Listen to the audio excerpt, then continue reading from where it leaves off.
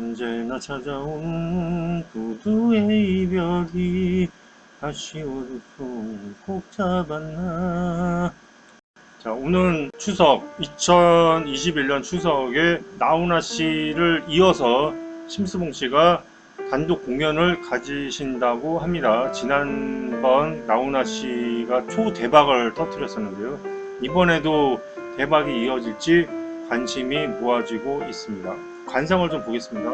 젊었을 때는 상당히 좀 통통해 보이는 얼굴이시네요. 지금 보면은 굉장히 좀 연약해 보이는 모습인데 살이 좀 빠지셨는지 젊었을 때하고는 이미지가 조금 다르신데, 젊었을 때는 이렇게 통통하게 이렇게 살이 오르셔가지고 관상학적으로는 좋게 보죠. 얼굴이 좀 살이 올라 있으면 좋게는 봅니다. 자, 일단 그래서 살점수 한 90점 드리고요. 얼굴이 좌우 대칭이 딱 맞으세요. 이분은요. 보면은 그 연예인들 같은 경우는 좌우 대칭이 안 맞는 경우가 많거든요. 이분은 좌우 대칭이 너무 딱 맞고, 그리고 이 눈썹이 또 좋으시죠. 예, 연예인 눈썹입니다. 이만하면 길게 잘 뻗으셨어요. 그 다음에 명궁이 좋으시고, 명궁 한 뭐 8, 90점 정도 보고요. 코도 좋으시고. 관상은 여기까지 하고요. 그 사주를 보기 전에 일단은 이분의 생애와 결혼에 관한 이야기를 잠시 해드리고자 합니다. 나무위키에서 발췌했습니다. 1978년 명지대학교 경영학과에 재학 중 MBC 대학가요제에 참여했다. 당시 대부분의 대학 가요제에 참여하는 대학생들의 음악적 성향이 포크나 록이었던 시절에 심수봉은 자신의 주 전공인 재즈가 아닌 트로트로 도전장을 던졌으나 상을 받지는 못했다. 심사위원이 좋은 점수를 안 준 이유는 너무 프로스러워서였다. 지금이야 이해하기 힘든 평이지만 당시 대학가요제의 심사 기준은 대학생의 풋풋함이었기 때문에 심수봉의 세련된 음악과는 상당히 간극이 컸던 게 사실이다. 이거는 좀 설명이 좀 뭐한데, 이게 지금 트로트로 도전을 했는데 트로트가 그 세련될 리가 있나요? 좀 설명이 좀 반대로 나온 것 같은데, 이 락이나 이런 거, 포크나 이런 것을 세련되게 보지, 뭐 트로트는 좀 구식으로 보는 거 아닙니까? 그러니까 주제를 선택을 잘못한 거죠. 그래서 떨어진 거죠, 말하자면은. 그런데 지금 심수봉 씨는 이렇게 사주를 보면은 알겠지만 관성이 공망이 됩니다. 관성이라는 거는 이렇게 어떤 시험이라든지 뭐 이런 거를 얘기를 해요. 공모전이라든지 대회라든지 이런 데 좀 소질이 없고, 거기에 이렇게 딱 맞는 주제를 본인이 적합하게 선택을 해야 되는데 그걸 잘 못하게 돼서 오히려 스스로가 이제 망치게 되는 거죠. 그게 상복도 없고, 그 다음에 상을 주려고 해도 좀 엉뚱하니까 지금 못 주게 되는 그런 게 된 거예요, 말하자면. 그런데 1회 대상 수상자 자격으로 게스트 출연을 했던 여병섭, 샌드페पर्즈의 보컬리스트, 이 수상 발표 때 대기실에서 심수봉 옆에 있었기에 표정을 볼 수 있었는데 군상까지 자기 자신의 이름이 발표되지 않자 대상이라고 확신해서 오히려 더 기뻐했다고 한다. 아니, 그런데 음악성은 좋을 수가 있겠죠. 그런데 제가 심사위원이라고 하더라도 이건 좀 아니지 않나 생각이 듭니다. 그때 그 사람이라는 노래였었는데 잠깐 불러보겠습니다. 비가 오면 생각나는 그 사람, 언제나 말이 없던 그 사람, 사랑의 외로움을 몰래 감추고, 이런 노래였는데 이게 그 굉장히 히트를 쳤어요. 근데 왜냐면 그 노래 가사가 참신한 그런 게 있었거든요. 그러니까 말하자면은 노래 가사가 다 거기서 거기잖아요. 그런데 이제 그 가사라든지 이런 것이 좀 굉장히 참신하고 어떤 시 같기도 하고 소설 같기도 하고 뭐 이런 내용이라서 좀 와닿기는 했었는데, 그 멜로디라든지 곡이라든지 뭐 이런 그 창법이라든지 이런 거는 뭐 그렇게 적합하지는 않았다는 생각이 들어요, 개인적으로. 대회에 있어서. 어쨌든 그게 그 히트를 쳤었던 기억이 납니다. 음악을 들어보면 피아노와 보컬만으로 빅밴드를 압도할 뿐만 아니라 악단은 화성도 제대로 따라가지 못하는 굴력을 보인다. 여병섭에 따르면 악단의 연주 실력 때문에 생긴 사고가 아니라 편곡 과정에서 생긴 불상사였다. 악단이 준비한 편곡이 불만이었던 심수봉이 공연 시작 전까지 악단장과 말싸움을 했다고 한다. 결국 서로 접점을 잡지 못하고 각자 알아서 공연에 임하다 보니 불협화음이 생길 수밖에 없었던 것이다. 자, 여기 역시 관성의 공망에 대해서 이렇게 발생할 수 있는 문제인 것 같습니다. 그러나 그녀는 이 대학가요제에서 부른 그때 그 사람이 히트하면서 가수로서 입지를 굳히게 되었다. 여담이지만 이때 그녀와 겨뤘던 출연자들이 후덜덜한데 임백천, 노사연, 배철수 등이다. 이들은 대상은 못탔으나 다들 이후에 가수로 데뷔했다. 대상은 부산대학교 중창 서울물이 수상했고 노사연이 금상, 배철수가 수록된 그룹 활주로가 은상을 받았다. 그러니까 이 관성은 뭐냐면은 어떤 수상이라든지 이런 것도 있고 직장이 관성이죠. 그 다음에 대표적으로 여성들 같은 경우는 남편이 관성인데 남편분이 지금 없으셔서 여러 번 결혼을 하신 거거든요. 그 내용은 좀 후에 다루도록 하겠습니다. 그때 그 사람이 히트를 하면서 그녀는 인기 연예인으로 발돋움했고 박정희도 그녀를 좋아해서 궁정동 안가에서 열던 술자리에 그녀를 불렀다. 한 가지 일화가 있는데 박 대통령이 심수봉이 못생겼다며 병풍 뒤에서 노래를 부르게 했다는 썰. 허나 이후 본인이 90년대 초반 토크쇼에 게스트로 출연했을 때 허무맹랑한 소문이라고 직접 해명하였다. 하지만 박정희와 만난 뒤부터 심수봉은 온갖 시련에 휩싸인다. 운명의 소용돌이 12.6 사건과 그 이후 운명의 1979년 10월 26일 심수봉은 모델 신재순과 함께 궁정동 안가에서 열린 박정희의 술자리에 불려왔다. 이날도 평소와 별다르게 없었을 술자리였을지도 몰랐으나 김재규가 차지철과 박정희를 살해하면서 엄청난 사태가 일어났다.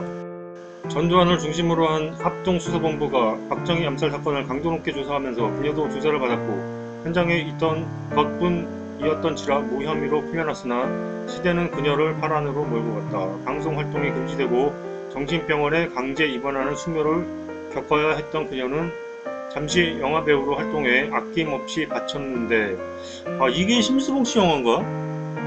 제목이 이게 좀 야해가지고 이건 어우동의 버금가는 이런 영화일 것 같은데 심수봉씨가 출연했다는 게 이해가 안 가네요. 영화의 주연으로 캐스팅 되기도 했지만 가수로서는 활동할 수 없었다. 자, 여기서 보면은요 재살이 있으세요. 이분이요. 재살이 있어서 병원에 강제 입원하는 이런 일이 발생을 했던 겁니다. 재살이라는 거는 이제 수옥살, 그 수옥 감옥이 아니더라도 감옥과 비슷한 환경 이런 것들을 의미를 해요. 병원이죠. 대표적인 것들이 병원이나 감옥 또는 어쨌든 꼼짝달싹 못하는 그런 상황을 말하게 되는데요. 후에 다시 설명해 드리도록 하겠습니다. 1984년이 되서야 방송활동 금지가 풀리면서 그녀의 또 다른 대표곡인 남자는 배 여자는 항구. 자, 처음에 도입 부분에 제가 불렀었죠. 히트치면서 다시 재기할 수 있었다. 하지만 이듬해 발표한 무궁화가 국민을 선동한다는 블라블라블라 이런 내용이고요.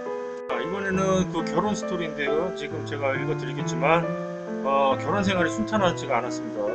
결혼하자마자 계속 파탄나고 또 헤어지고 하여튼 이렇게 되면서 세 번의 결혼이 지금 있으셨는데 세 번 결혼마저 지금 그렇게 좋지는 않았던 모양이에요. 문제가 좀 있었던 모양이에요. 근데 그런 것들이 아까도 말씀드렸지만 관성의 공망이 되면 그런 일이 발생을 하죠. 자꾸 시도를 하는데 안 되는 거예요. 근데 이제 포기가 안 되는 거죠. 본인으로서는 자꾸 재시도하고 하다 보니까 재혼하고 이렇게 되는데 남자도 마찬가지예요. 재성의 공망이 되면 그런 일이 발생을 하게 되죠. 자꾸 재혼을 하게 되는 일이 있을 수가 있고요. 그 다음에 또 관성은 직장을 의미하기 때문에 자꾸 이 직장 저 직장 전전하게 되는 일이 발생하게 되죠. 심수봉은 11.6 사건으로 정신적 충격을 치료받기 위해서 만난 심리학자와 결혼을 했지만 아들을 낳고 보름 만에 헤어졌습니다.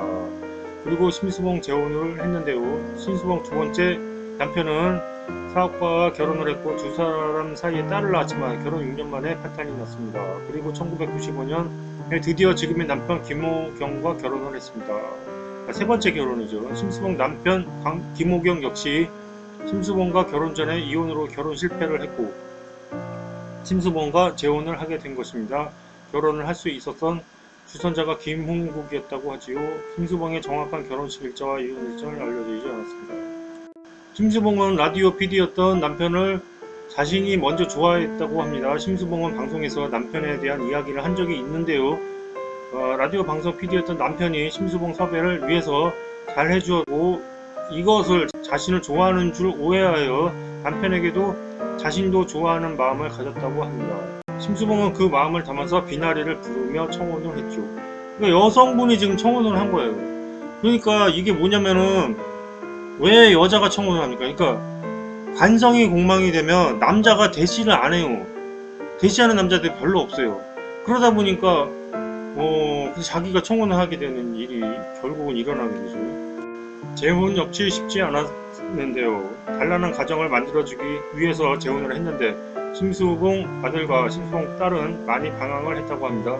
재혼을 한 후에도 아이들이 적응하지 못해 재혼한 남편과 9년간 떨어져서 생이별을 해야 했다고 하지요.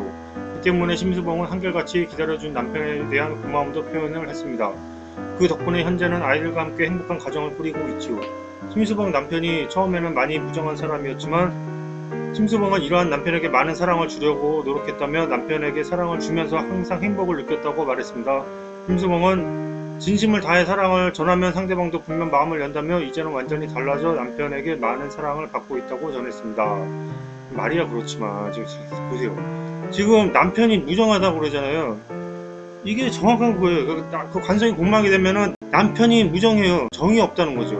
그러니까 그 사주에 남편이 없거나 공망이거나 이렇게 되면은 이런 일이 발생하고요. 정확하게 이거는 그 관성 공망에 대한 현상인 것 같습니다.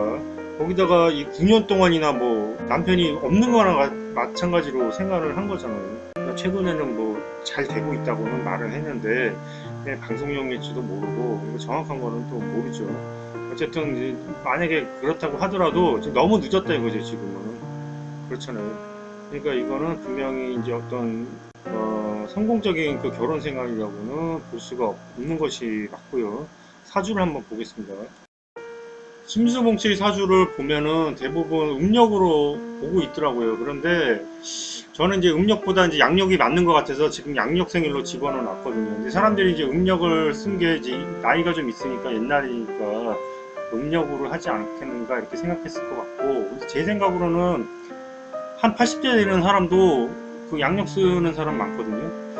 그래서 양력으로 보는데 만약에 지금 음력으로 보면은 이 사주가 좀 센 사주거든요. 근데 지금 얼굴 보면은 그 센 그 신강한 얼굴이 좀 아니고 신약에 가까운 것 같기도 하고, 그 다음에 음력으로 보면은 식상이 공망이 돼요. 식상이 공망이 되면 노래를 잘 부르기는 쉽지가 않고요. 그래서 여러 가지로 봐서 양력으로 봤는데 양력으로 보게 되면은 지금 관성이 공망이 되죠. 연으로 진산이 토공이잖아요. 그래서 관성이 공망이 됩니다. 그리고 지금 일지에 재살이 들어가 있고요. 그래서 아까 제가 그 말씀드린 게 정신병원에 강제 입원 당했던 것이 재살과 관련이 있는 거고요. 그 다음에 또 이 심수봉 씨가 그 제가 어디 기사에서 한번 읽었는데 꿈을 꾸면은 꿈이 그렇게 다 맞는다고 그렇게 얘기를 하더라고요. 거의 뭐 신기에 가까울 정도로 그렇게 맞는다고 하는데 지금 보면은 지지가 미미 이게 현침살이거든요. 현침살에다가 유도 이걸 또 현침살로 보는 거예요. 왜냐면 이거를 천간에 대하면은 신으로 보기 때문에 이것도 일종의 그 천침살이고요. 특히 이 지지에 유가 있는 사람은 저도 이 지지에 유가 있어서 좀 그 꿈이 잘 맞는 편이거든요. 그래서 그런 현상들이 좀 많이 나타나요. 그 다른 현침살보다 이 유가 좀 센 것 같은 느낌이 좀 듭니다. 왜냐면은 이게 똑같은 현침이라고 하더라도 이게 쇠로 찌르는 게 더 뾰족하겠죠. 이게 여기까지 하겠습니다. 감사합니다.